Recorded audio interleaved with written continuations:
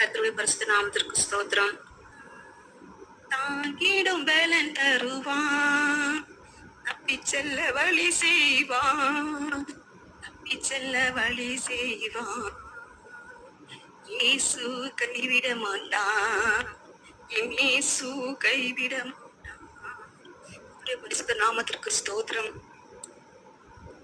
ஏற்கனவே கூடுகையில சொல்லியிருந்தேன், ப்ரேயர் பண்ண சொல்லி நான் பேபிக்காக ட்ரீட்மெண்ட் பார்த்துட்டு இருந்தேன் அப்படின்னு சொல்லிட்டு. போன வாரம் செவ்வாய்க்கிழமை, போன வாரம் திங்கக்கிழமை ஹாஸ்பிட்டல் போயிட்டு நான் அட்மிட் ஆயிட்டேன். செவ்வாய்க்கிழமை எனக்கு அந்த ப்ராசஸ் பண்ணாங்க. அன்னைக்கு மயக்கம் ஊசி போட்டதுனால எனக்கு ஒண்ணுமே தெரியல. ஒரு 4 மணி நேரம் இல்லை 5 மணி நேரம் கழிச்சுதான் அதனுடைய பெயின் எனக்கு தெரிஞ்சுது. செவ்வாய்க்கிழமை ஈவினிங் வந்து ஒரு 7 மணி வெளியில செம்மையா பெயின், வயிறு ஃபுல்லா வீக்கம் ஆயிடுச்சு, ரொம்ப வலி ஜாஸ்தி ஆயிடுச்சு, தலைவலி எடுத்துக்கிச்சு, கழுத்து பேக் சைடு ஃபுல்லா கழுத்து வலி எடுத்துக்கிச்சு. டாக்டர் கிட்ட சொன்னாக்கா அது அப்படிதான் இருக்கும், கொஞ்சம் கொஞ்சம் சரியாயிடும், அது அப்படிதான் இருக்கும் அப்படி சொல்றாங்க. அதுக்கப்புறம் மாத்திரை கொடுத்தாங்க, செட் ஆகல. இன்ஜெக்ஷன் போட்டாங்க, செட் ஆகல. ப்ரேயர் பண்ணிட்டே இருந்தேன். அம்மா கரெக்டா வியாழக்கிழமை காலையில ஃபோன் பண்ணாங்க. ஃபோன் பண்ணி எப்படிமா இருக்கு அப்படின்னாங்க. அம்மா ரொம்ப தலைவலிக்குதுமா, என்னால முடியல அப்படி சொன்னேன். எங்கம்மா இருக்க? ஹாஸ்பிட்டல் இருக்கம்மா அப்படின்னு.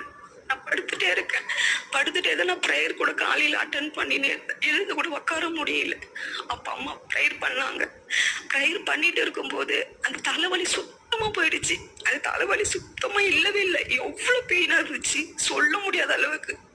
அந்த ப்ரேயர் பண்ணி முடிக்கிறதுக்குள்ளே அந்த தலைவலியே இல்லை. நான் ஏசப்பாக்கு நன்றி சொல்லிட்டு அப்படியே தூங்கிட்டேன். எனக்கு தெரியல. ஒரு 1/2 hour கழிச்சு மறுபடியும் எழுந்துட்டேன்.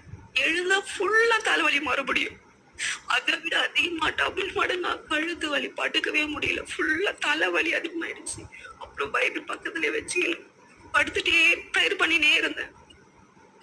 டாக்டர் சொல்ல அவங்க கேக்குறாங்க, அப்படிதாம்மா இருக்கும், அப்படிதான் இருக்கும். நீ ரொம்ப இது பண்ண நீ ஐசியூ கூட போக வேண்டியதா வரும், நாங்கெல்லாம் பொறுப்பு இல்லை. ஒரு மாதிரி கேர்லெஸ்ஸா பேசுறாங்க. என்னுடைய வழியை அவங்க சொன்ன புரிஞ்சிக்கவே இல்லை. அதுக்கப்புறம் ஃபுல்லா வாமிட் வர ஆரம்பிச்சிருச்சு. இது தண்ணி குடிச்சாலே வாமிட், சாப்பிட முடியல, வாமிட்னு சொல்லிட்டு அந்த வாமிட்டுக்கு மாத்திரை கொடுத்தாங்க. அதுக்கும் நிக்கவே இல்லை. அப்புறம் அந்த நரம்புல இன்ஜெக்ஷன் போட்டாங்க. அப்புறம் ஓரளவுக்கு வாமிட் நின்றுச்சு. அப்புறம் மறுபடியும் அப்பா ப்ரேயர் பண்ணாரு காலையில. ப்ரேயர் அந்த வீக்கத்துக்காக ப்ரேயர் பண்ணாங்க. அந்த வீக்கம் அதிகமாவது கம்மியாவே ஆகல. வயிறு ஃபுல்லா வீக்கம், உட்கார முடியல, படுக்க முடியல. அப்படியே அந்த வயிறு வந்து எப்படி சொல்றதுன்னே தெரியல, அந்த அளவுக்கு வீக்கம் வெடிச்சு போற மாதிரி, வலி தாங்கவே முடியல. ப்ரேயர் பண்ணிட்டே இருக்கும்போது அப்பா அன்னைக்கு காலையில ப்ரேயர் பண்ணாங்க. அன்னைக்கு கொஞ்சம் ஓரளவுக்கு சுமாரா இருந்துச்சு. அதுக்கப்புறம் மறுபடியும் அன்னைக்கு நைட்டு ஃபுல்லா தூங்கவே இல்லை. 2 பகல் தூக்கமே இல்லை. கீழே படுத்தாவே மூச்சு மாற அடிக்கிற மாதிரி அடைக்கும், மூச்சிலே வராது, அப்படியே நின்னுடும். உக்காந்துனே சுவர்ல சாந்துனே இருப்பேன், அந்த பெட்ல சுவர்ல சாந்துனே இருப்பேன். ப்ரேயர் பண்ணினே இருப்பேன். என்னால முடியல ஏசப்பா, எப்படியாவது எனக்கு படுக்கணும் அப்படின்னு சொல்லிட்டு.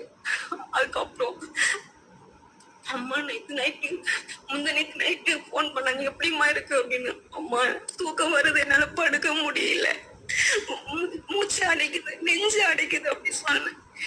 அந்த அம்மா சொன்னாங்க, அந்த போன்ல யூடியூப்ல போயிட்டு அந்த ஆடியோ வசனத்தை போட்டுட்டு நீ கேட்டுட்டே அதை தியானிச்சு நீ படுமா, நல்லா தூங்கிடும் அப்படி சொன்னாங்க. அதே போல அடுத்த செகண்ட் நான் படுத்துட்டு அடைக்குது. 2 செகண்ட் கூட இல்லை, என்னால படுக்க முடியல. அப்படி மூச்சிய வரல அடைக்குது. ஸ்தோத்திர ஏசப்பா அப்படின்னு சொல்லி அந்த யூடியூப்ல அந்த வசனத்தை போட்டு கேட்டுனே இருந்தேன். ஒரு 10 நிமிஷம் அந்த கேட்டுட்டே இருந்தாங்க. அப்படி எப்படி தூங்கணும்னே தெரியல, நல்லா தூங்கிட்டு இருக்கேன். ஆண்டவர் அந்த தூக்கத்துக்கு கிருபை செய்தார். மறுபடியும் காலையில நேற்று ஏற்று ஹாஸ்பிட்டல் போயிட்டு ஸ்கேன் பண்ண சொன்னாங்க. ஸ்கேன் பண்ணதுக்கு நேற்று அப்புறம் சொன்னாங்க டாக்டர், எந்த பிரச்சனையும் இல்லை, எல்லாம் நார்மலா இருக்குது, எந்த ஒரு ப்ராப்ளமும் கிடையாது, அப்படி நீ வீட்டுக்கு போகலாம் அப்படின்னு சொல்லிட்டாங்க. எல்லா சுகத்தை கொடுத்தது என் நேசு மாத்திரம் தான். யாருமே கிடையாது, எந்த டாக்டர்ஸ் எந்த நர்ஸும் கிடையாது. அவங்களுடைய கண்கள் கிருபை கூட ஆண்டவர் தான் கொடுத்தாரு. நிறைய நர்ஸுங்க எனக்கு கொஞ்சம் ஹெல்ப் பண்ணாங்க. டாக்டர்ஸ் வந்து ஒரு இன்ஜெக்ஷன் 7000 ரூபாய், ஒரு நாளைக்கு 3 இன்ஜெக்ஷன் போட சொன்னாங்க. ஆனா அந்த நர்ஸுங்க வந்து வேணாம், ரொம்ப காசு ஆகுது, நீ 2 இன்ஜெக்ஷன் போடு, அதுக்கு பதில் நீ ஃபுட்ல நல்லா சாப்பிடு அப்படின்னு சொல்லி அந்த நர்ஸுங்க எனக்கு கொஞ்சம் காசு கம்மி பண்ணி 2 இன்ஜெக்ஷன் நான் போட்டாங்க. அன்பு அந்த ஒரு பிரசனம் கூறுவே நம்மோட கர்த்தர் கிருபை கொடுத்தாரு. இன்னும் அதிகமா சாட்சியா நிற்கிறது வந்து நான் ஆராதிப்பே அதுதான் இன்னும் நான் ஆர்வமா prayer பண்ணேன். அன்பு கொடுக்கிறேன். கூறுவே Yes, yes. இன்னும் எல்லாரும் அதிகமா எனக்கு